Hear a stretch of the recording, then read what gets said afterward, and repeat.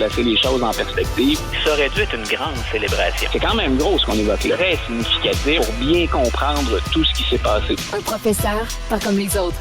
Luc La Liberté. On va continuer de s'intéresser ce matin, Luc, à la question des procès de M.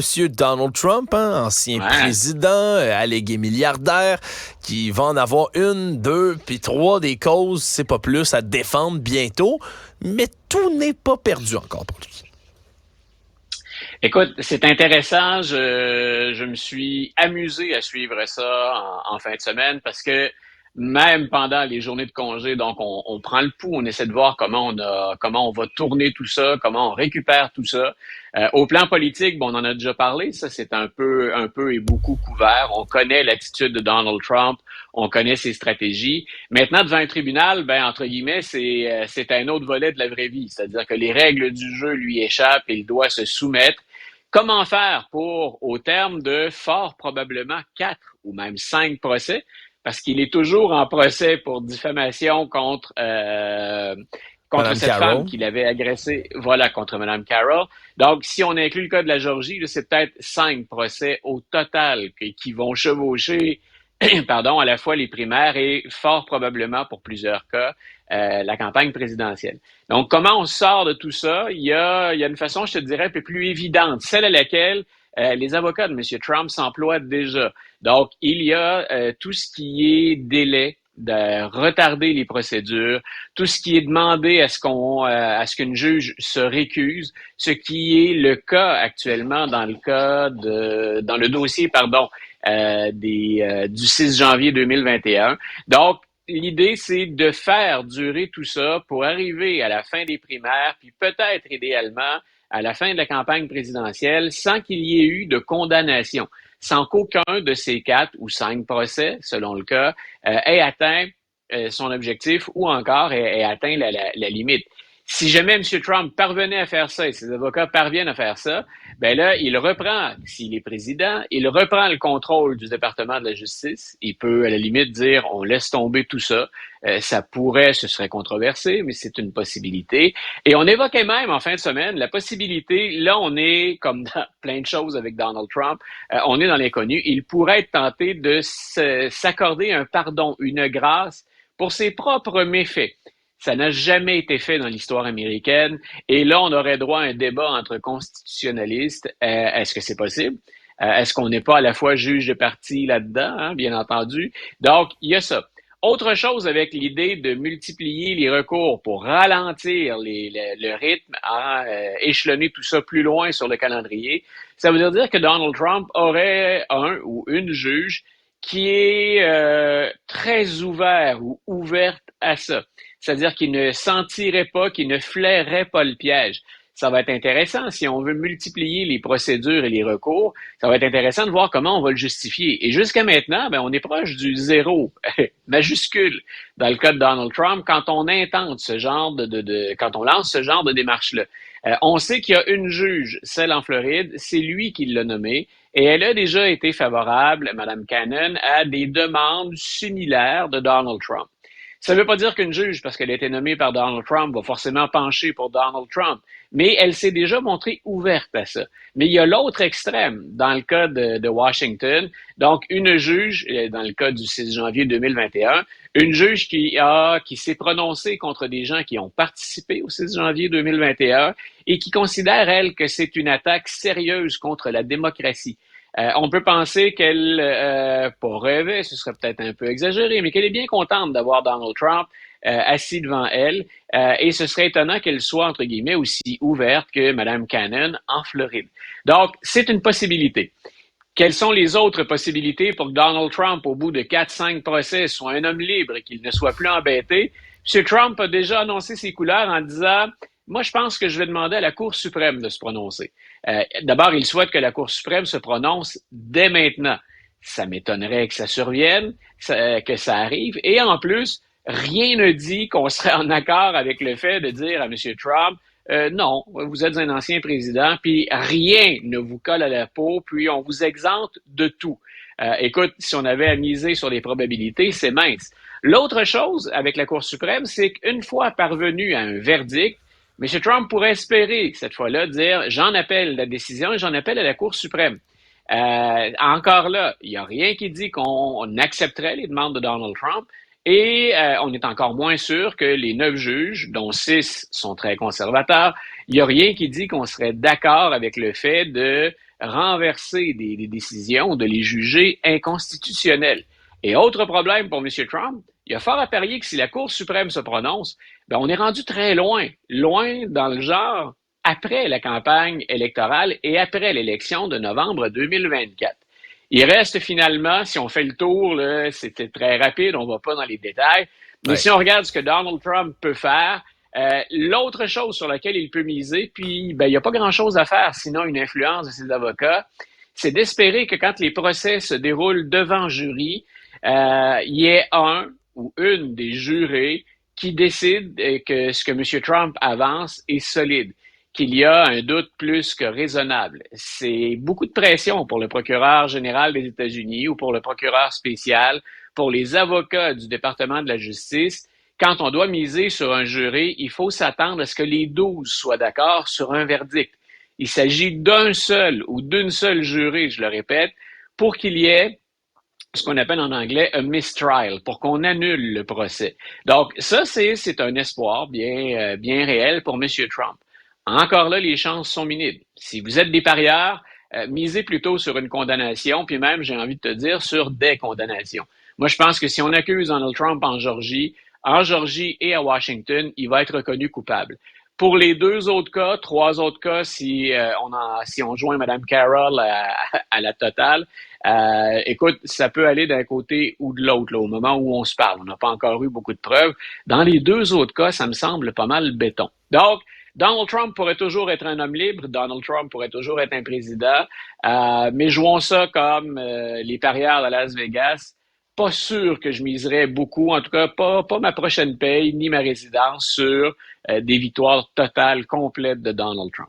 Tu parlais des procureurs, des gens au dossier de la couronne, là, c'est pas la couronne aux États-Unis, mais l'État qui a besoin d'avoir des nerfs solides. Mais je tiens à rappeler que la dernière juge là, qui présidait une cause où était Donald Trump était l'accusé, mais qui a été victime de menaces de mort, de harcèlement, de tout le monde. Faut pas l'oublier, cet élément-là. Là. Tout le monde qui va graviter contre Donald Trump dans ces procès-là vont recevoir des vagues de haine épouvantable. Puis ça, c'est inquiétant, sincèrement. D'ailleurs, je tiens à rappeler que c'est une des mises en garde que Donald Trump a reçues la semaine dernière. On n'a pas commenté le détail de la comparution de Donald Trump. Là, on a dit il était pas mal moins arrogant qu'il ne pouvait l'être quand il est devant ses partisans, mais il fallait relever ça. Il y a une série de mises en garde de la juge. Il ne peut pas parler à aucun des témoins et bien entendu, elle lui a rappelé à quel point c'était dangereux pour lui que de tenter d'exercer des pressions sur des témoins ou éventuellement sur des jurys. Ça l'est toujours, mais ça nous rappelle que c'est quelque chose qui plane au-dessus de ce procès-là et que M. Trump, d'ailleurs, en est capable. Si on se rappelle des audiences devant la Chambre des représentants dans la procédure en destitution, des gens, dont une ancienne proche, une membre du personnel de la Maison-Blanche, avait dit qu'on avait exercé sur elle des pressions et qu'on l'avait menacée. Donc, tout ça existe toujours et tu fais bien de le rappeler. Oui, là, l'autre question dans le cadre des procès, c'est de savoir, est-ce qu'on les diffuse ou pas? Parce qu'il y a quand même des risques là, qui sont importants, qui sont associés à la diffusion. D'un côté, on veut être transparent, on veut que tout le monde puisse voir les procès. De l'autre, ça se pourrait qu'on transforme ça en cirque médiatique encore plus intense qu'en ce moment. Ce que notre collègue Richard Martineau appelle parfois un shit show. Donc, ce serait le cirque Trump, c'est-à-dire que M. Trump reviendrait, mine de rien, à la télé-réalité. Donc, on verrait en diffusion continue chaque jour la totalité du procès. Rappelons d'entrée de jeu, il y a peu de chances que ça se produise. Les règles actuelles l'interdisent. On ferait donc, dans le cas de M. Trump, un cas d'exception. Ce que les démocrates qui demandent, est-ce que ce soit télédiffusé ou reproduit en ligne, et ce ne sont pas tous les démocrates qui ont mentionné ça, mais eux, ce qu'ils disent, c'est regarder l'importance de la preuve dans ce dossier-là. Il y a déjà des gens qui croient à tout ce que Donald Trump dit Pour eux, c'est solide, c'est blindé, il n'y a rien d'autre. Et nous, on pense que c'est important d'être transparent d'un bout à l'autre pour bien montrer tout le sérieux. Les faits, parce qu'on on le répète souvent, on n'est pas dans un monde de faits alternatifs. Il y a des faits qu'on ne peut pas interpréter, ça existe. Puis il y a ensuite, bien entendu, l'ensemble des procédures et comment on a assemblé la preuve. Moi, je pense, pour avoir lu ce que Jack Smith a pondu dans le cas du 6 janvier 2021, que c'est à toute fin pratique béton. Donc, M. Trump, on ne sait pas encore quel procès va démarrer le premier d'ici la fin 2023 au début 2024. Si j'avais à choisir, j'irais avec le cas le plus grave, qui est celui du 6 janvier 2021. Donc, c'est important qu'on voit dans ce dossier-là, qu'on ait accès à l'ensemble de la preuve, qu'on voit comment Jack Smith a travaillé pour en arriver là. On devine qu'il n'y a aucun procureur spécial, il n'y a aucun juge qui ignore que c'est un candidat à la présidence qu'on passe dans un procès et que de plus, et ça existe, il n'y a aucun précédent pour ça, c'est un ancien président. Donc, on s'assure que la preuve habituellement, elle est très, très, très forte. Alors, ce qu'on dit, c'est pour l'ensemble du public américain, allons-y. Puis allons-y, entre autres, on pense surtout à ceux qui défendent Donald Trump. Maintenant, est-ce qu'on va en convaincre un grand nombre? Vont-ils être à l'écoute? Ben là, ça, c'est un autre sujet. Mais c'est un débat intéressant. Mais rappelons-le, les règles actuelles ne le permettent pas. Donc, au moment où on se parle, il y a des chances qu'on se fie, bien entendu, sur les comptes rendus des médias qui vont être présents sur la salle, sur les déclarations des deux équipes d'avocats. Mais les probabilités me semblent assez minces qu'on voit M. Trump et tout ce beau monde-là en découdre chaque jour sur nos écrans de télévision. Luc, si on rate ce spectacle-là là, de personnes qui en décousent, je voulais absolument qu'on touche un mot, toi et moi, sur le combat à venir, puis un vrai de vrai, peut-être, celui-ci. Mark Zuckerberg, PDG de Meta, et Elon Musk qui se lancent des insultes par la tête ses réseaux sociaux depuis des semaines et là qui ont parlé de vouloir en découdre dans un combat d'arts martiaux mix, de MMA, dans une cage ensemble. On a même une date potentielle le 26 août, on veut le diffuser. Voilà. Mais puis en entrée de jeu, je veux le lancer comme ça, Luc. Quel revirement de situation. À une époque, on avait des gladiateurs, des pauvres, des esclaves qui se battaient pour le plaisir de la bourgeoisie. Puis là, on a les hommes les plus riches du monde qui veulent se sacrer des claques pour notre plaisir à la télévision. Mais quel bonheur.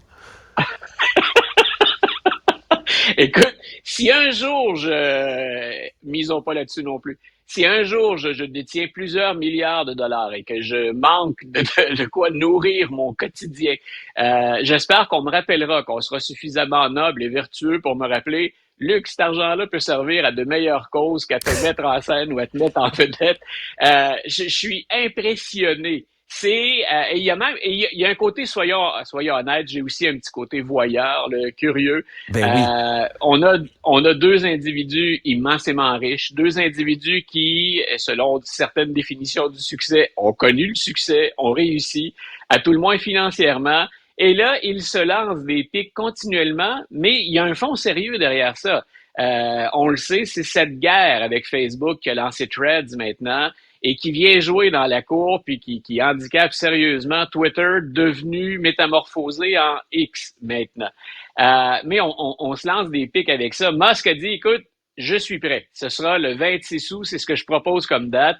Zuckerberg a répondu, moi, c'est ce que j'avais mentionné dès le départ, mais je m'entraîne tous les jours puis je fais déjà des compétitions. Ça peut être demain s'il en a envie. Musk qui relance en disant, au moins, moi, je veux que ce soit retransmis sur une bonne plateforme. Qui est X, on va faire ça sur ma plateforme. Zuckerberg dit non, moi je souhaite quelque chose de plus fiable. Donc on peut penser à Facebook ou à Threads pour ça. Mais c'est une guerre d'ego, c'est une relance. Ça me fait penser un peu à cette course à l'espace, là. Il peut y avoir éventuellement des retombées bénéfiques à ça. Mais lequel va s'embarquer dans la plus grosse fusée puis va aller le plus loin, le plus vite ou le plus haut?